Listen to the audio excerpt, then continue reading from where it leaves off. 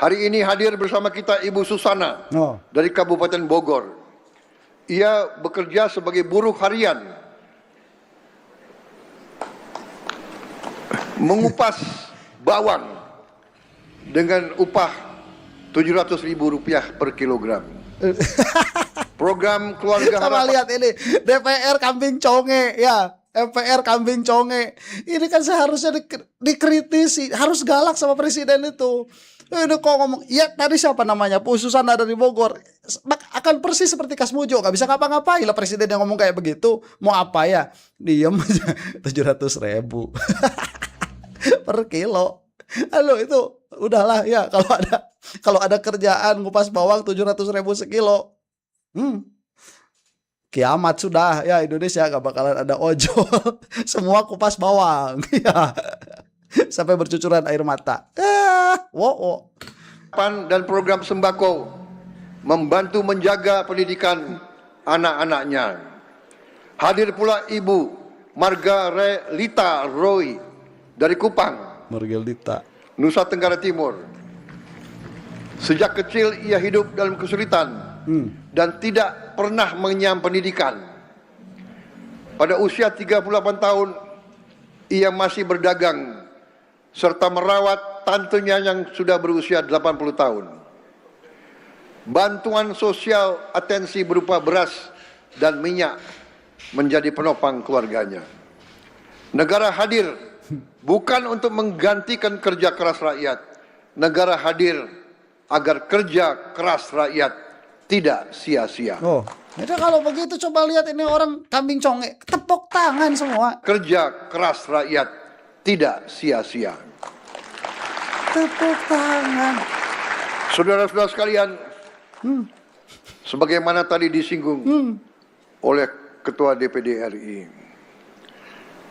dan sebagaimana berkali-kali saya sampaikan, bahwa pembangunan adalah sebuah long march, suatu perjuangan panjang. Apa yang kita bisa lakukan sekarang, kita tingkatkan, kita perbaiki, kita tambah, tapi dirintis oleh presiden-presiden dan pemimpin-pemimpin sebelum saya.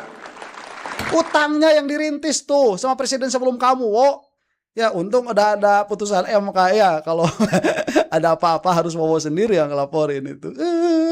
Ya itu korupsi dimulai dari apa orang-orang sebelum Wowo itu. Jadi kok prestasi yang dimulai oleh orang-orang sebelum saya, prestasi dari mana, Ente sekarang kepusingan nyari duit itu gara-gara yang sebelumnya. Aduh. Banyak program perlindungan sosial dirintis oleh Presiden SBY, oleh Presiden Jokowi. Saya meneruskan apa yang mereka rintis. SBY juga nggak bagus, cuman nggak serusak Jokowi. Ya Jokowi itu waktu zamannya bisa bebas ngeluarin duit kemana, soalnya nggak kayak SBY begitu. Ya dalam pengertian SBY cukup kontrol lah terhadap perekonomian, cukup kontrol. Malah banyak milenial yang merasakan zaman SBY itu katanya ya duit agak mudah lah waktu masanya begitu ya, meskipun waktu masanya tetap aja banyak yang kritis juga. Ini bandingin sama Jokowi nggak ada apa-apanya gitu. Kerusakan di zaman SBY itu. Ini makanya Jokowi nih gimana nih? Semua yang kita alami Tepuk tangan.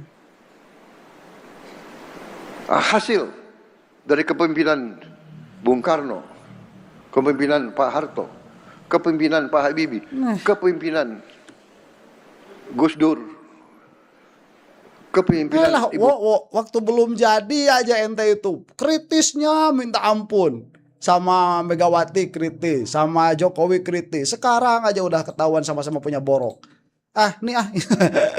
Males dengerinnya nih ya.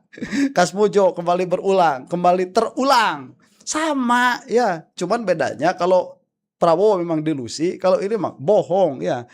Masa ilusi sih ya, beda. Kalau ilusi itu kan dia memang dari apa yang dilihat, cuman dilihatnya nggak ada begitu ya, itu ilusi itu. Kalau delusional mah di dalam pikirannya.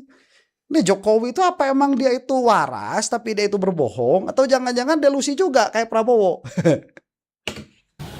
Aduh. Beliau itu dulu waktu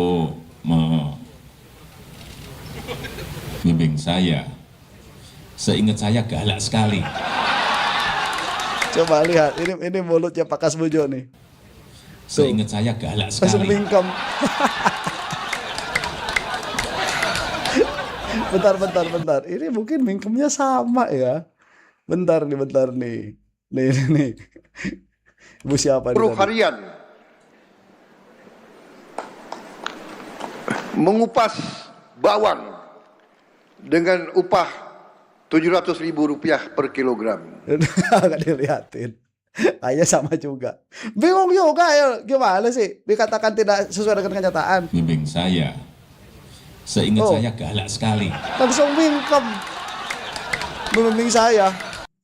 Ya, akhirnya beberapa tahun kemudian ketahuan Pak Kasmujo nggak mau jadi bagian dari kebohongan Jokowi. Cuman kalau pas lagi kayak gini, ya mau apa?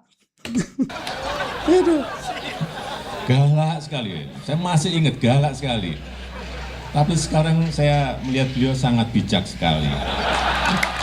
Sudah berubah. Ya enggak, saya nggak tahu yang berubah saya atau yang berubah Pak Kasmujo.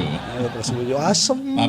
Sekali lagi Pak Kasmujo, saya mengaturkan banyak terima kasih karena bimbingan Bapak di jurusan teknologi kayu, saya bisa menyelesaikan skripsi saya, meskipun saya lupa juga bolak-baliknya berapa kali. Tuh, menyelesaikan skripsi. Meskipun saya lupa juga bisa menyelesaikan skripsi saya, meskipun saya lupa juga bolak-baliknya berapa kali. Karena begitu maju dibentak balik. Begitu maju dibentak kok galak sekali. Pak Kasmujo ya Tapi pusing. sekarang alhamdulillah saya kira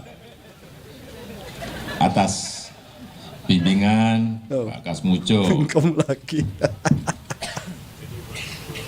Aduh. ya dulu cita-cita saya Wih. kira sama banyak Pada lopean. rekan saya pengennya jadi pegawai perhutani. Tapi saya juga daftar saat itu. Saya daftar tapi nggak diterima.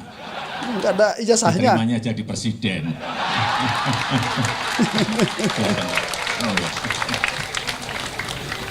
Sebentar ya, mungkin pada momen saat itu ya, yang tahu Jokowi itu bukan lulusan UGM atau ijazahnya itu palsu. Pada momen ini Pak Kasmujo yang langsung sadar itu. Wasem. Are iki. Ijazahnya palsu. Ya, Pak Kasmujo udah pikir ini yang terulang. Jadi apa ya? Tuhan itu punya caranya di dalam menunjukkan kepada kita ya. Kita kan tinggal awas doang gitu ya. Kita tinggal awas saja, tinggal melihat saja. Ini begini. Dan manusia itu saat dia tampil di publik, apalagi mengemban amanah besar, itu sah menjadi objek penelitian, sah untuk dilihat, sah untuk diperhatikan, dan sah untuk ditilai. Karena mereka itu pada akhirnya adalah pemangku kebijakan yang berhubungan dengan banyak sekali kepentingan umum. Begitu. Nah, ini bagi saya sejarah terulang ya. Indonesia diam saja ya sudah. Kita jangan jadi bagian daripada mereka begitu yang diam saja melihat permasalahan itu. Karena mau bagaimanapun urusan bangsa adalah urusan kita. Dan orang-orang yang bercokol sekarang di pemerintahan bukanlah orang-orang yang kredibel ada di sana. Makanya mereka takut kepada rakyat. Makanya mereka paranoia. Ya, paranoid begitu. Ada apa-apa main tangkap, ada apa-apa main kriminalisasi. Nah, jadi apa yang bisa kita lakukan? Ya itu Pak, begini ya, problem itu kadang-kadang saat dia susah, kita juga gak ada solusi juga kadang-kadang. Ya apa solusinya begitu? Tetapi kan bisa mengusahakan, ya sedikit banyak. Kalau Anda ingat ya, ada kisah yang ini diceritakan dari hadis Rasulullah SAW. Zaman dahulu itu ada 3 orang masuk ke hutan. Di hutan hujan. Waktu hujan mereka itu berlindung ke dalam gua. Nah waktu berlindung ke dalam gua longsor, ketutuplah pintu gua itu. Itu kalau misalkan memakai hukum mekanistik begitu ya, kita harus ngapain? Ya gak bisa ngapa-ngapain. Gak bisa ngapa-ngapain. Nah mau gimana? 3 orang ketutup longsor di dalam gua seperti itu, ekskavator gak ada, mau gimana? Mau apa yang dilakukan? Tetapi apakah mereka putus asa? Tidak. Dalam keadaan seperti itu, ya justru dalam keadaan sempit seperti itu, yang mereka bertiga ini kan tawasul dengan doa tuh. Ya berdoa, tawasul dengan amal soleh. begitu ya. Kalau misalkan saya yang satu kan tahu semua lah insya Allah begitu ya, karena itu pun kisahnya kisah Bani Israel. Jadi di dalam agama yang lain pun mungkin ini kisah masyhur. Yang satu bertawasul dengan kebaikan kepada ibu bapaknya, yang satu karena pernah menahan syahwatnya, yang satu lagi karena jujur ya, karena tidak mengambil hak orang lain sama sekali begitu. Bahkan yang dia bisa mengklaim sebagai haknya juga tidak dia ambil. Bergeser sedikit-sedikit tuh.